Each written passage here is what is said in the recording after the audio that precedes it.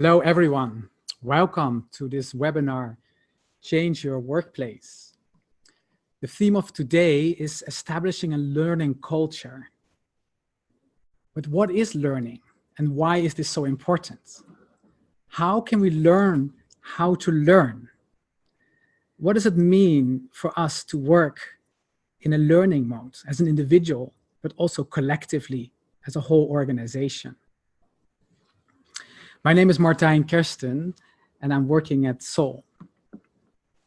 This live webinar is a space for us to learn about meaningful transformation of organizations. We are here together because we recognize that there is so much more that we can do with organizations. We are here because we are looking for new ways to work together, for new work ethic to emerge. Not like as it is nowadays that you see so often where there is gossip at work or people working in silos or people having burnouts or people are just working to pay the bills and they long for the weekends to come. You know, we're here to see if we can develop this work ethic where we can redefine work, where we can see our work as a contribution to society, where we see our work, we consider it to be meaningful, where we work together, where we develop ourselves, our capacities are fully developed at work, and where learning and trust is at the center of what we do. Now, at Sol, we believe this is not only possible, we believe that this is required, that this is an absolute urgent need to strive towards. We see that a new type of organization and a new type of leadership is emerging, and we call those organizations communities. We also see a growing number, like yourself, who are community builders, people that understand that the workplace has to change if we want to develop ourselves. People that are really eager to learn about meaningful organizational development, and they want to share their experiences and their insights together. Now, we call these people agents of change. It is like agents of change. It's like people like yourself that bringing about these transformation in companies. And at Sol, we would love to empower people like yourself to transform their workplace and to transform companies into communities. And the webinar is like just one of the spaces that we have to do this. If you were here during previous webinars, we talked about what does it mean to be a purpose-driven organization? And what is the path that leads to one? We spoke about the importance of building trust, an environment of trust at work. We spoke about the whole idea of working together in unity and the different levels of unity that we recognize. So you can always go back to the website and there are the recorded sessions from previous times. Now, some practical points. Let me see if I can do this here.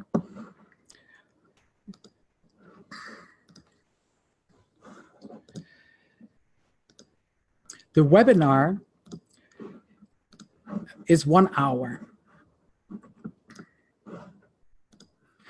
And it would be best to mute your microphone unless you want to share something. The webinar is live and it's also an interactive one. We'll pose some questions throughout and we're very curious to hear about your thoughts. Now we're using some kind of an interactive tool that's called menti.com, and I will explain more about that later. Throughout the webinar, you can submit questions or comments through the chat function, and we're able to discuss that at the end of the webinar. So if you can find the chat button, it's part of like your toolbar of Zoom. Maybe you can just practice by introducing yourself, like putting your name down and which country that you're calling from. You can write it there. Now, just seeing. Today, we're talking about learning, and we're very happy to have Adrien Clavier with us from Norway. Adrien is an organizational development specialist, I understand, at Sykehuspartner, which is a government organization dedicated to support hospitals in the country, in Norway, with their administrative needs. Adrien, can you hear me? Are you there? Yes, Martin. Hi. Hi. Great to see you again. Well, welcome all the way from Norway, Adrien. So would you mind, before we start, sharing a little bit about yourself and about your organization? Yeah, thanks. Sure. Just like you said, I'm working actually in an organization that's it was created originally to offload the hospitals of quite a few of their administrative tasks, like IT support, logistics, or salary administration. This last one, which is mostly what I'm have been concerned with, and all of this with the purpose of giving more time and resources so that the hospitals can actually serve the patients better. So we're quite lucky to have quite a meaningful purpose already in our organization. Mm-hmm. And in this organization, I work in a small business unit, which is mainly busy with HR systems and logistics. And within this business unit, I work in a small team of a few people that seeks to develop the ability in the organization to work through continuous improvement. And I've been working with this task for about 6 years, and the task has changed dramatically in its contents in the course of those 6 years, which I guess is quite a good sign that we are learning. Yeah, well, I have a Dutch wife. I lived in Norway for 8 years, up in the mountains, and well, that's about it. Well, I'm happy to be here. Yeah, it's great to have you, Adrien. And I'm quite envious that your job is actually to promote a process of continuous improvement. That's like what your job entails, right? Yeah, I know. So, but I understand that you have made a lot of progress, that you have quite a journey that you have made in terms of thinking about like learning, thinking about continuous improvement. And would you mind sharing a few words, like a few thoughts about that? Yeah, of course. I started actually on this job as a lean consultant. And I was training, it was a training on the job. I was learning what this was all about, this whole lean concept. And I was, while I was learning myself about a number of tools that we were using, I was also training others in them. Like structured problem solving and whiteboard meetings, which is mainly what it was about. And I was at the time convinced that this was really a solution to most of our problems. It made so much sense. I remember trying to figure out how I can use this structured problem solving in all aspects of my life to solve problems. However, through a number of projects, I gradually faced quite a different reality. I saw that there was much resistance to what we were actually trying to do. Mm-hmm. And we didn't understand why there were so many people that were not motivated while we were completely sky-high motivated and thought this was such a great solution. And still, after going on with this for quite a few years, we couldn't seem to gather even a handful of dedicated ambassadors for our improvement work. And I remember thinking, this is not sustainable. Like in 10 years, we're still going to be here. And looking back, I'm also realizing that although we succeeded in quite a number of improvements, because we did, there were improvements, but there was nothing continuous about them.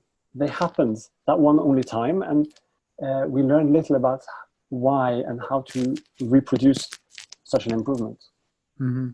So our approach, I have realized that our approach was focused mainly on the results, and the people were also in focus, but mainly as a means to obtain the results.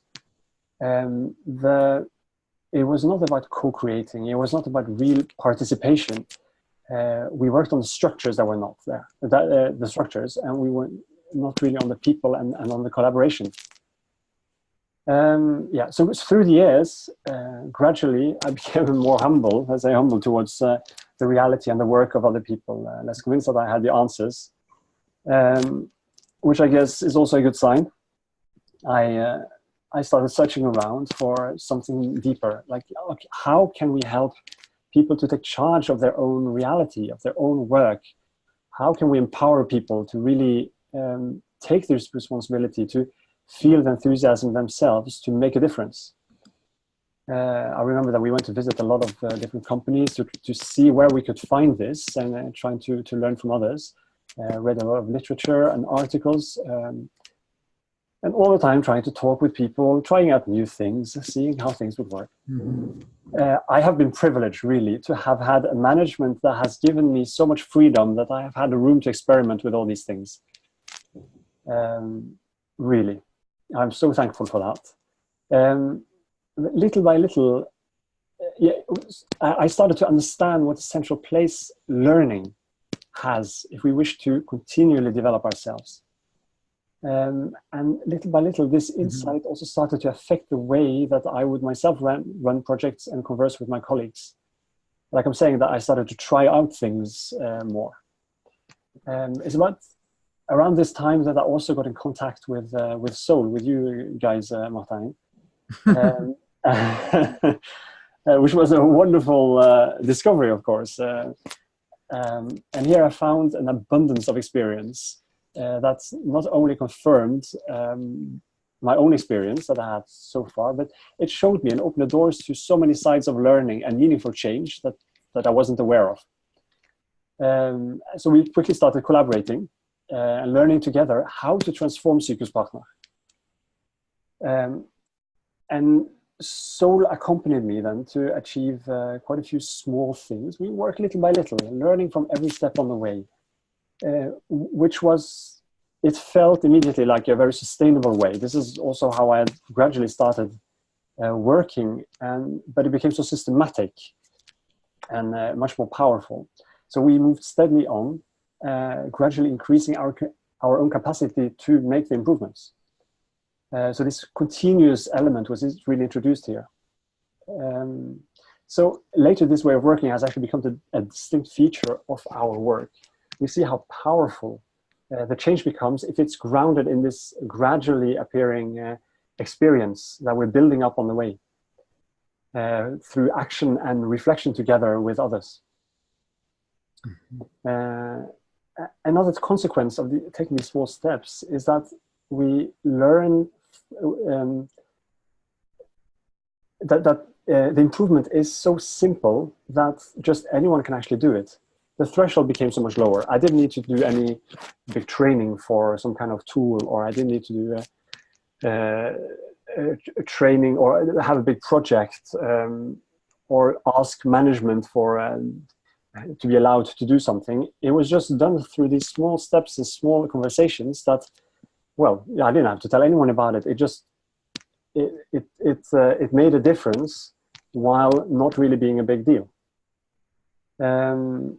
Yet another feature is of learning together like this is a trust and collaboration that we started creating among each other. People are so eager to share their experience and have others help them understand what actually happened when they've done something. It becomes, you so want to share of what you have experienced and learn with others from it. Well, Adrien, you have to bear with us because there's so many things that you're sharing, you're talking about moving away from the tools, enforcing tools, and really allowing people to start engaging and learning in a process of learning with action and reflection, and how that even promotes unity and more trust. You have made quite a lot of advances over these years. Maybe we can also see if there are questions that come up. People, you can write down in the chat if you have questions for Adrien. What I understand is that Adrien has really trying to, has really succeeded or has promoted a culture of learning. And this is now a time to really ask questions and to think and explore that subject as how did that actually happen? How did he move from using all of those like tools and to kind of create an environment where people really want to take initiative and share? So this is like a very nice time. I see in the chat also they have quite a number of people from different countries. I see here Poland, welcome. The people from London and the Netherlands and Austria.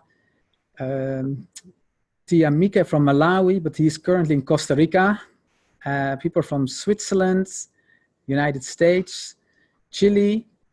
So this is wonderful. So if you have any questions, we'll please post them in the chat box. And I also would like to ask the participants to take I want to ask them and like to have a little informal poll. You see, what is your organization like in terms of learning? To what extent have you integrated a learning culture in your company or in your team or in your department? So here I want to kind of introduce you to this idea of Menti. Let me just kind of see if I can like start a screen.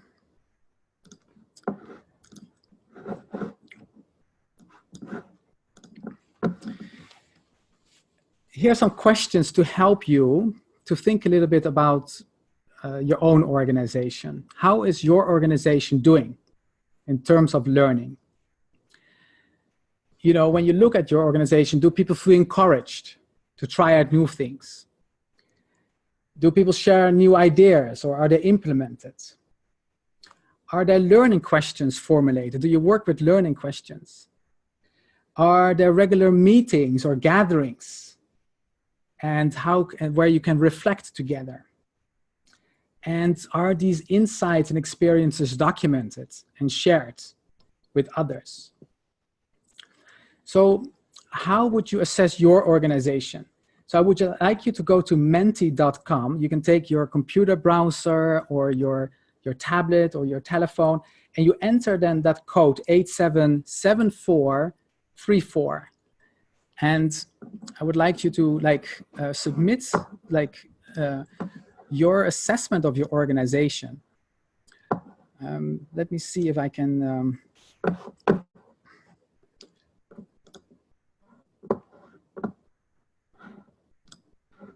And as you're actually looking at here, we can see this is this online tool that kind of like shows us where are we here.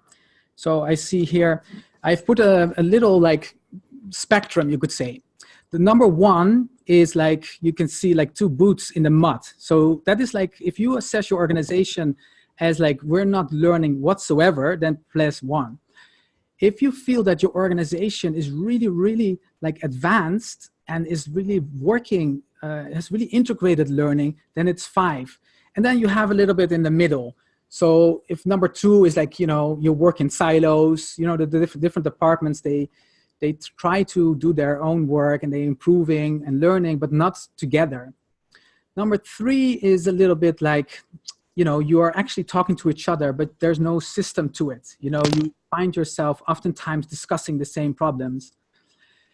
Number 4, which has like 60% already in this poll, is like how there's a lot of learning questions coming up and a lot of like, there's a bubbly kind of thing, but it's not structured. There's a lot of like one question comes and then before you know it, it's the other, another question comes. And so that is, you try to really learn together, but it is not giving any like constructive results, you could say. So where would you place your organization? These results are anonymous, so you don't have to worry about what you're going to say, but just assess where is your organization or your team or your department. And if you don't work in an organization right now, maybe you can look back at previous experiences. So it seems that most of us, oh, there are the silos is coming up. It seems that is the reality of most organizations. Now, Adrien, like, where's your organization? How would you assess your organization on this scale? I find these questions really good, Martijn. I think we should use those more internally. I'd say that we are all the numbers. I'm sure that we have, I have seen parts of the organization, the organization that are at the very bottom. And we have twos, 1, 2s, 3s, and surely 4s. And sometimes I think we might be pushing a 5 as well. But we are just not experienced enough to stay there over time. We notice how hard, for example, it is to stay focused and disciplined. Yet we have actually 2 learning groups that have been meeting with quite some regular frequency over time, more than half a year now, with the same focus. And I dare say have achieved enormous results from that discipline, all the times through these small actions.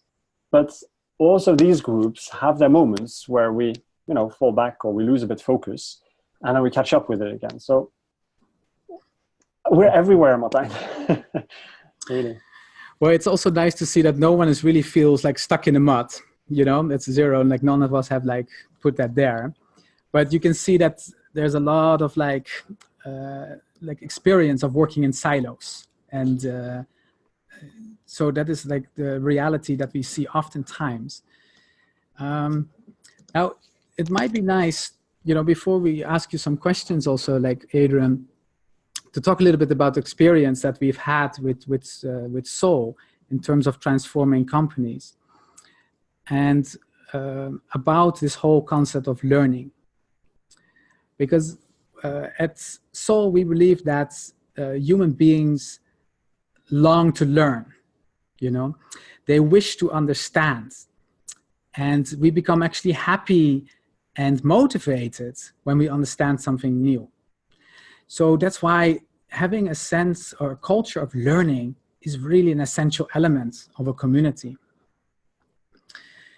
Now, what you also indicated, Adrien, is that when you start to learn, there's also more trust and working together, which is an interesting component of it. Now, a culture of learning also requires that individuals have developed working in a learning mode. These are individuals that are not so much focused on failure or success, but they know how to take small steps based on their current reality. So they don't start to judge from, okay, this is good, or this is bad, or this is not, that we have failed, or starting to blame people, or to pretend that you know everything. But, when a person has a learning attitude, you're curious, you're looking for new insights, and you're actually learning from each other. And then you can, step by step, as you mentioned, Adrien, you can actually really adjust your actions and then to move forward. Now, there is this idea of a learning cycle that that is very helpful to promote a sense of learning in an organization. Let me see if I can share this screen also with you. Maybe some of you have seen this one, which is like the cycle of action, reflection, and consultation.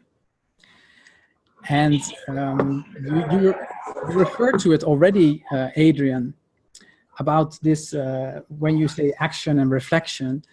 And this is like an interesting way of just starting a process of learning. So oftentimes you start with this idea of consultation here. You're going to ask yourself, what is it that we want to learn about? What is our learning question? You don't make it too big or theoretical, but you make it small enough so you can take action in that to start learning about this. So, for example, you and your colleagues may wish to become a community, but how do you start that? So you basically say, okay, maybe we should just have a learning questions about how to converse with others about the community. So then you take action. Here's that other point. And that action, you start to actually start having conversations with others about how can we become a community.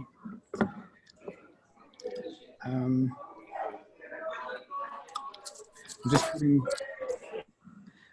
someone on mute. Now, after this action, you know, the one conversation that you might have with your colleague about becoming a community, it might be a total disaster, or it might be very delightful. It doesn't really matter as long as you have these conversations, as long as you have this action. And you try another conversation and another conversation. Then after some point you come together for reflection. There you go and look to see, okay, what is it actually that we have done? And what is it that we have observed? What are some of the awkward moments that you've experienced? Maybe there are similarities in your experiences. What worked and what didn't work? You may find out that you know, during your conversations you had really nice conversations, but it didn't lead to any action. So you go back to your learning question, that consultation together, and you say, oh, maybe we should learn about something else. Maybe it's not so much about having conversations with others, but it is about having conversations with your colleagues that encourages all of us to start working and building a community. So there, once you have more insight and more experiences, you take action again. So you go into that new, you go the cycle again. You take actions, you have another conversations, you learn more, you reflect together, and you start to gain new insights. You converse with each other, and again, action. So this is what we call like this learning cycle. Here you see, it's a bit difficult to read, but you have action, reflection, and consultation, and you do it again and again and again and again and again, until such time when you, every time you go through the cycle, you document your insights. And at one point, you actually have mastered, you could say, this, this question. You actually have really answered your question.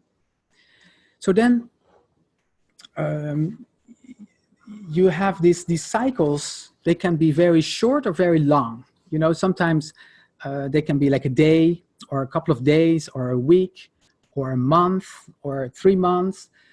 The shorter you make them, the quicker you can learn. And the more experience you can get, and you can reflect and change and adjust immediately your actions.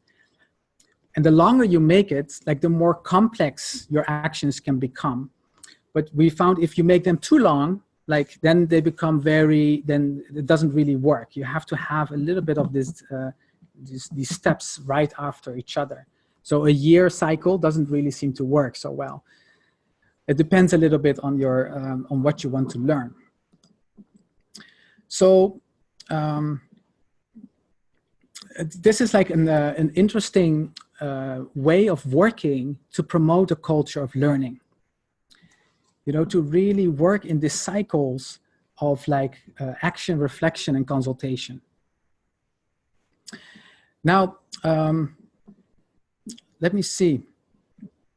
Adrien, do you have any things to share about some of these things? Like, what are some of your experiences in this?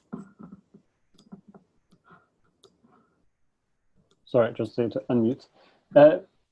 This is wonderful to hear you talking, telling about this process, Martin, because I recognize so much it's exactly the process, learning process that we've been through.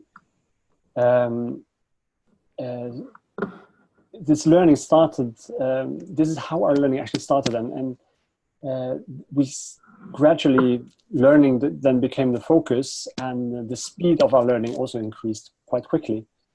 I remember that in one of the first conversations that I had with Sol, you challenged me, asking me, so how many meaningful conversations can you have the coming week? I had at the time quite a high standard of how I understood a meaningful conversation to be. I said 5. 5 is a lot with the standard that I had. Really, I thought that was really challenging my assumptions and the ones of the other one, and had to result in some kind of meaningful action and so on and so on. So 5, that's one a day, that's a lot. But it meant that I had to challenge myself and to start conversations or move into topics that I wasn't used to. And it asked very much courage of me. And it frequently also resulted in awkward situations. Let's admit it. The path of learning is also troublesome and difficult.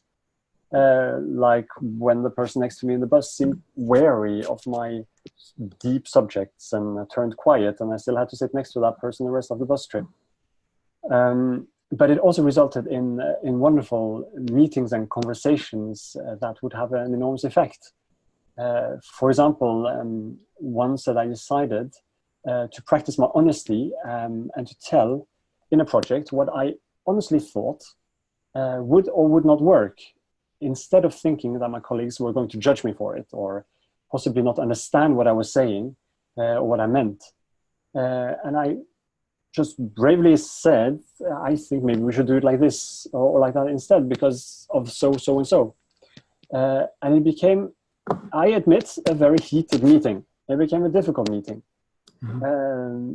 We clashed, but we worked through it, and we became so happy at the end of the meeting with the result that we achieved, because we had come so much further than we had expected. And it brought us closer together, that we succeeded overcoming these seeming differences at the beginning. Mm-hmm. And this courage and the initiative, daring to step forward and do something, seems to be so important in any learning and achievement. I keep challenging. Yeah, sorry. Yeah, no, go ahead. Yeah. I was also thinking about some of the questions, maybe like Adrien, that I see here. Yeah. Caroline has written and says, could you share one of your biggest challenges when it comes, I'm not sure if you've seen this one, Adrien, when it comes to creating such a culture? Like, what are some of the challenges that you encountered? Sorry, Martin, I hear that you're confused. I hope it's cleared up a little bit. There is, no, he says, like, well, I hope you are able to like come up with your question. So in my organization, there's no regular meeting, no established sharing of information. In fact, there's no conscious sharing of knowledge. Okay, that is Samira kind of sharing how her organization functions at the moment. So Martin, I'm sorry to hear that you're confused. What we're trying to do here is to see how can we establish a culture of learning and to kind of identify concepts and elements that really worked. So what I understand from Adrien is that a culture of learning really is about like going into a cycle of action, reflection, and consultation together, where you basically talk with each other, have a small group, I understand, Adrien, where you say, okay, what is like right now, what is it that we want to learn about, and then to take action. And after some points, you go back and say, what is it actually that we've learned? And you start documenting things. And then you move on and on and on, as opposed to enforcing all kinds of different tools or other structures. Now, Adrien, would you mind, like, this is that question that Caroline says, what are some of the biggest challenges that you face? Because I think what Samira wrote is that this is the reality, is that there is no regular meeting or established sharing of information. And how do you go about that? Like, what is it that you do? Or so what are some of the, so two questions, what has been the biggest challenge and how do you overcome the reality like that?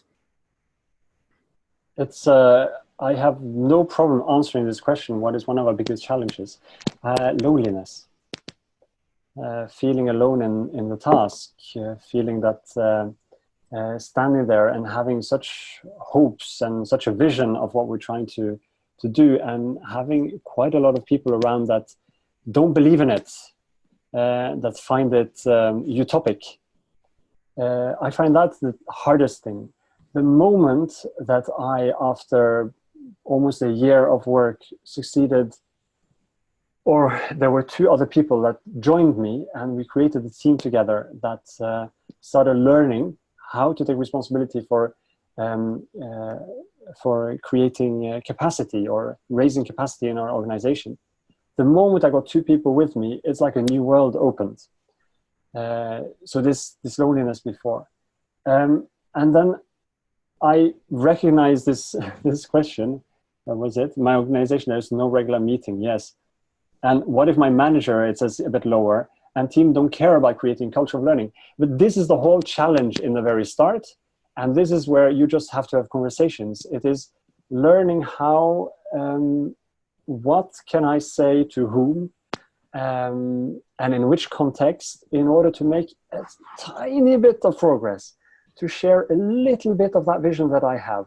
And I never called it in the beginning a culture of learning, or I didn't actually know that it was what I was going to create. I was just exploring. So what is it actually that we want to have? How would we wish to have it, for example? But we explored a lot of different ways of talking to people. And every time you just learn and you start adapting to the different people in different contexts. And you see there's a little change happening here and a little one there.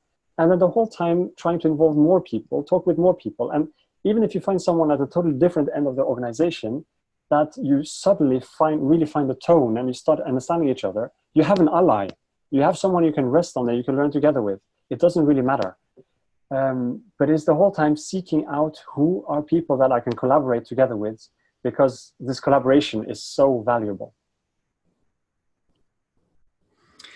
So can you tell a little bit about the nature of those conversations? Like, how did they, what were you talking about, or how did that go in it? Like, I'm just trying to see if we can find like people like who are listening to see, okay, very practical things that they can do to start that same process as what you're doing. How did you do that? I think for me, it was very much about what do we actually want? What do we want our future to be? How do we want our company to be in 5 years? Where do you want to be in 5 years? How would you wish that our managers were? And how can you help them in becoming those managers, for example? We have this conflict between that and that team. What do you think would be a solution? And what would be a first step that you can take in changing that, in improving it? And then coming back to the same person, like maybe a few weeks later, and asking, so how did it go? I'm really curious to hear if there's been any difference. Also this trying to follow up the whole time and hear if there is something happening. Because there you also very fast notice which people you can collaborate with when they start actually doing something, and you can reflect with them. Does that answer a bit the question?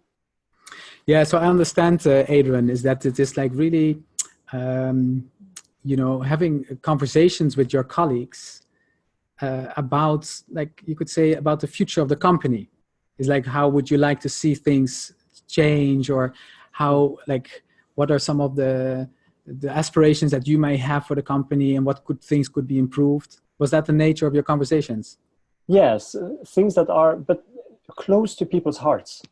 This is what is important to you. That was mainly, I was talking about conversations in the bus. This is what I've noticed. When you talk to complete strangers, the biggest challenge is coming into a topic that touches them, because that's when you start,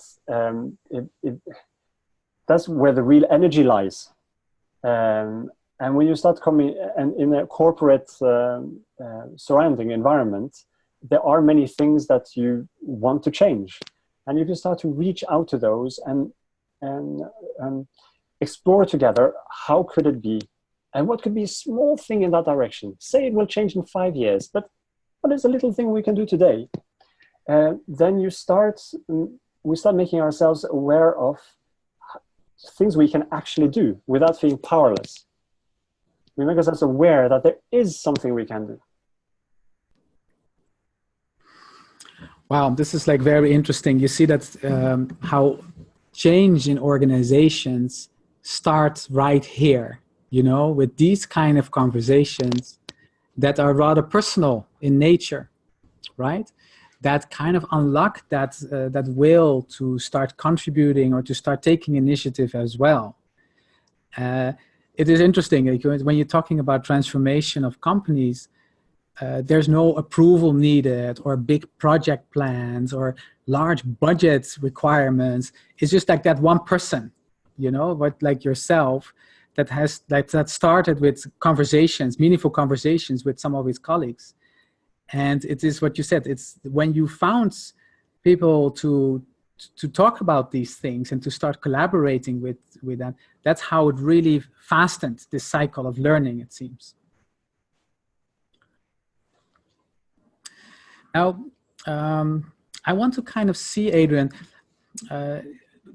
just kind of asking the participants, what kind of question would you like to explore? Imagine that we start the same process like Adrien did. He started having conversations with others in his company that were rather, you know, like small changes or small, like personal kind of like aspirations of how the company could look like, or what like they would like to really see and contribute to. Now, what are some of the questions that you can explore in your company?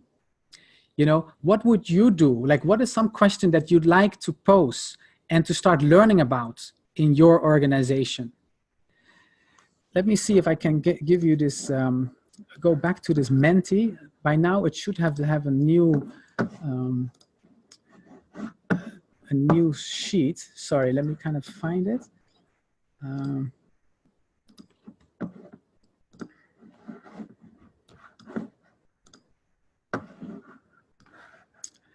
Do you see this one?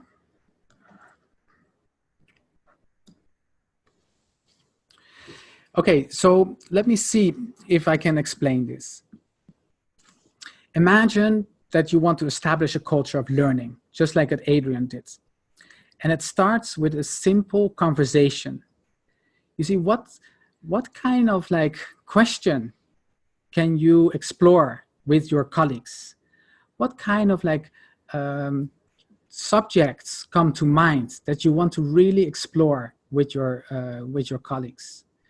You know, you can write it in a theme, or, you know, I want to maybe learn about, okay, what is it that, like, what would be the future of our company look like in 5 years' time? You know, what would make you very happy, you know, if we are in 5 years' time? Or describe what would be an organization that you would like to work in? Or what potential do you see in an organization?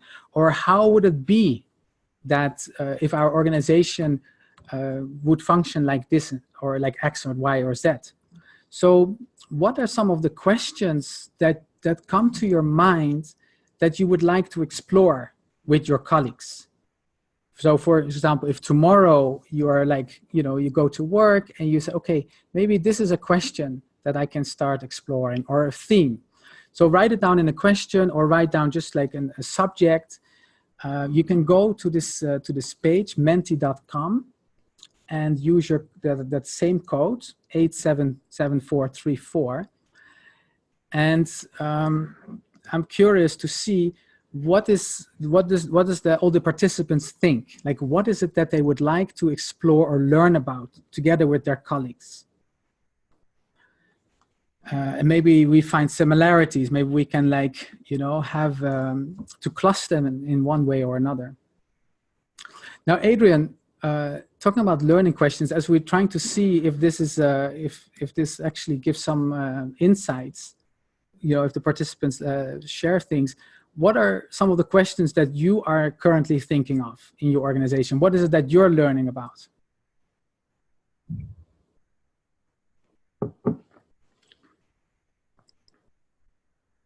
You have to unmute yourself, Adrien, sorry. Right, you can't read my lips. We've had this course that we have used to when we have structured all our learning into helping participants learn how to have meaningful conversations relatively more faster, or actually just creating the room that they can learn so systematically. But once they come out of this course, they have so much energy, so much motivation, and so much insights that they want to use. Now, our question has been, how do we accompany these participants in our these participants then to continue learning and making a difference once they're out of the course? Because people they want to make that difference. So how do we accompany them to give them the spaces and how to say, whatever they need to continue contributing and learning? And another one would be, how do we involve management in transforming the organization? This has been a very hard one, but so interesting one to work on. We're still working on also, how do we equip managers to assist their employees in learning and progressing after they've been through this course? Yeah. To mention a few questions then, we have a number of other ones, of course. Mm-hmm. Yeah. You've mentioned like a course, like what is the nature of that course, like, and how does that play a role in, promoting learning in your organization? Can you tell us a little bit about that? Yeah, the course itself is a result of learning. It's a bit the process that I've been through, and together with others, and we've put together, trying to understand what are the things that we have learned and how can we help others learn that through practicing or through experiencing it themselves. So say one essential part of that course is learning to have meaningful conversations by planning together with the group, what conversation can I affect in the coming week? And then when you meet the group again,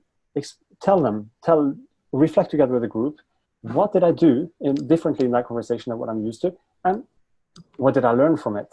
Or what happened so that I can actually learn from it? Mm-hmm. Just to mention some of the things that we are doing there. And we have refined it to involve more things then.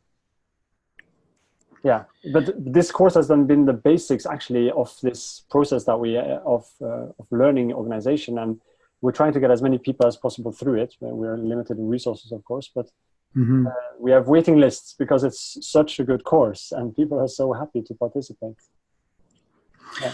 I'm just looking, Adrien, like at some of the questions that people have posed for themselves. Like, how do you motivate without material carrots? How can I, how can I collaborate with my partner better? Being that we have different views of the purpose of our organization and means to arrive to the purpose. This is new business that me and my partner are starting. Excellent question. How do we want to measure the success of our team? Good. This is interesting. How do you change the economic model to value the soul, spiritual value, rather than the material person, commercial value? Wow. How might the company how might the company move to a focus on simple doing what's right and humane, rather than developing ever more complex rules aimed to improve compliance? This is an interesting organization. I'm so impressed. Yes. How can each one of us use our strengths to move forward? It's a very nice personal question that really invites a conversational exploration, about this topic. I would love to assess what motivates everyone. I would like to know how best to create a common vision. Very nice. What can we do to make everyone in the company feel like they're using their full potential? You see, that is like such an inviting question also to really think about a new reality. Which structure should we use to reflect efficiently after an action? Well, that is actually a very question that maybe I want to pose you from your experience also, Adrien, but just let me just see if there's just to go around. How do we continue encouraging experimentation? Very good question. How can we create more personal leadership from where more harmonious and sustainable teams can emerge, because we have solid, well-grounded, group-focused colleagues? People, these are such wonderful questions that just by posing that question and start having conversations about these ones, you have already made a very significant step in creating a culture of learning. You start having conversations about work that we usually don't have. And it is when you engage in these conversations that you can maybe also identify small little actions that come out of these consultations and then to start reflecting upon it. How can we trust that each person will do what they say on time? Yes, that is a very important subject. I'm not sure if that would really invite learning, but like you could, like, it is a good start. What can we do together to ensure that everyone really loves coming to work every day? Wonderful. Wonderful question. Okay, so maybe go back to that structure one. What is it like, you know, if you have this action, reflection, and consultation, so how do you come together to reflect? What have you found, Adrien? When do you come together? Like what space, like, you know, how often? Tell us about that, and what do you do? That could be so much. And we are also just at the start of learning about this. What we know is that doing nothing doesn't work, which is pretty obvious, but we still have to experience it, of course. We do experience that we have to be able to set some kind of frequency for meeting, because if we don't, it is very difficult, or at least you need to have one person that's very strong at taking initiative and not letting everyday tasks overtake the whole process. But if you manage to set in your calendar time aside to say, we're going to meet then and reflect, then you come very far. Otherwise, you're always dependent on re-establishing, you know, this initiative. And then there is, okay, once we have met to reflect, then we notice that the way that we do that is also very important, that we try to look back at, okay, so what did we actually plan to do, and what did we do, and what happened? That we try to see the relationship between these things. This is also a very simple kind of structure, but that we practice seeing the difference between what we actually planned and what we did do and what became the outcome of it, and then try to use that knowledge, that insight to take the next step. And this is such an important part of it, is that once we have reflected together, try to see, okay, so what are we going to do before the next time we meet again? Because again, it creates so much motivation if we look forward to hearing what other people have experienced and to tell about our own experience from trying something new. So, and then, like, is that every day or every month, or like, what is your cycle? We have different, you know, sometimes we have been meeting every week, maybe even several times a week. And other times we have the group of our lowest level managers, they meet every month at the moment. I'm sure that it would be fruitful if they would meet more often, but it's not always possible, or we're not always ready for it. But it doesn't really matter as long as there's a frequency. And the higher the frequency, the faster we learn, the more we learn. At the same time, if we leave a little bit of space between, then we have time to do more things or to do slightly more complex actions in between. Yeah. Let me just kind of like see, like if there are more questions that have come in. Maybe like just look with me, Adrien, because its time is running out. I see. Can you share the content of the course? Well, I leave that up to you. Yes, of course. Just send me an email and we can. Yeah. Yeah. Okay. Samira has written, in an environment where supporting staff is not used to have meetings and where the 2 times we had meetings, nothing almost was said. How do you encourage universal participation in an environment where the manager doesn't find necessary to meet because he gives more importance to the things that need to be done in the office rather than meeting? So this is this, let me see if I can, do you see that, Adrien? Yeah, I see it. Yeah. You know, that whole idea when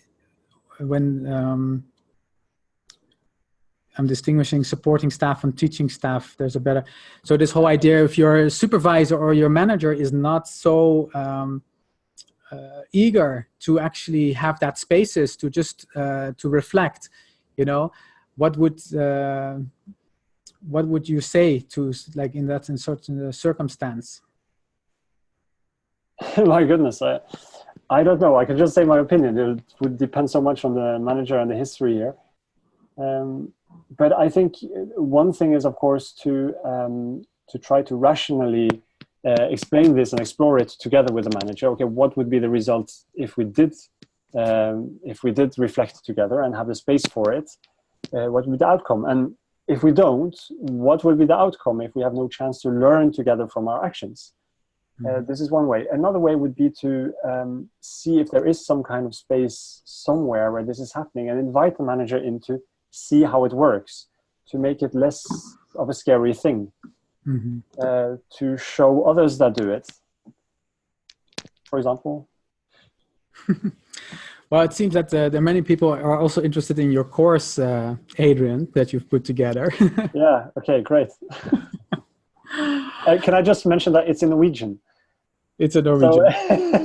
So, you'll have to use Google Translate or something to to decipher it. Right. Yeah. Now I'm looking at the time, Adrien. It's almost like 9 o'clock here in the Netherlands, which means that we have to like shortly wrap up. Let me just see if I can. I want to make a few more like closing remarks. Let me just kind of see if I can get this screen in front of us.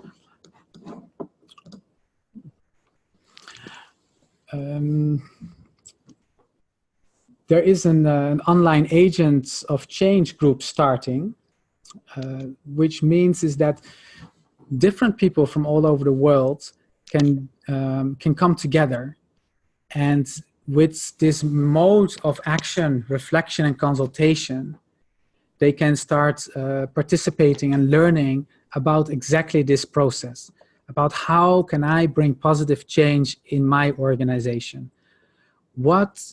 Together, it is a group of maximum 8 people that is facilitated by myself and by my colleague, Sjoerd Lutijn. And together, we're going to learn how to read your own reality, how to start making small changes. And we come together 10 times in a year, and we start to share experiences and insights. And it is a very effective way to make change in your organization. There is if you are interested in this program, it's a year program. It's 600 euros, I must say, but it is a very effective program to make change in a relatively short period of time. So then you contact that email address, office@soul.com. There's also an Agent of Change group starting in the Netherlands. In case you're living in the Netherlands, there's a gathering that comes on the 18th of October where people come together and they say, okay, we really want to learn about meaningful organization based on all these concepts that we spoke about in the previous webinars. There's a new thing that we wanted to try out. On Wednesday, there will be 7 slots available to talk about personal questions and possibilities about becoming, to take like small steps for positive improvement in your work. There is this opportunity. I will be there for 7 times. There is half an hour. I would love to talk with you if you have questions, or if you want to talk about what can I do in my organization? How can I promote a community? I would love to hear from you, and we talk about what is your organization like, and what are some of the first steps that you can take. Now these consultations are free of charge. I will see if I can, I will give you a link that you can use to register if you wish to use it. It will come later. Then I want to share with you already the next webinar, which is on 11th of October, which is about redefining leadership. So when we're talking about community building, we have to also redefine leadership. It's not about, leaders are not people that know it all, or that are very charismatic or inspirational or very effective in telling others what to do. But leadership is about the ability to create unity in a group. It's about enabling others to use their talents and capacities for a common goal. And leadership is the ability to learn together. So we'll have our next webinar is about that subject, about redefining leadership. You mentioned the course, Adrien, that you have developed. There is also a soul-driven leadership course that Soul has made, which is a very comprehensive course. That the one is in September is full, but now in November we start again. And there you actually learn how to engage in meaningful conversations with your colleagues, how to become better at that capacity, but also how to learn how to learn systematically. So it is a wonderful course to really promote a culture of learning. Now that starts also on 21st to the 23rd of November, and you can have more information also at office@soul.com or on the website. Now, it was wonderful, Adrien. Sorry, we have to close. It's 9 o'clock. It's already past 9 o'clock, but it was wonderful that you could join us, Adrien. It was very wonderful to hear your experiences, and that others will be able to also start initiate like this cycle of learning and learning together. So thank you so much. And I will share with you this link. Let me see how I can. Can I just, in the meantime, just thank everyone for these really good questions and all the wonderful comments. It's very encouraging to read it all. Yes, I will leave this open, this channel a little bit. If people would like to continue talking, they're more than welcome to join and to express and to exchange ideas and thoughts. And well, thank you so much, Adrien. Good luck with everything. And I hope to see everyone on the 11th of October. And the link I just forwarded in the chat function, the doodle, there's 7 spots. So if you're interested in talking to me on Wednesday about, your situation and how, what you can do, please sign up, and first come, first serve. Okay, well, thank you so much again, Adrien, and wonderful evening. See you guys. Bye-bye.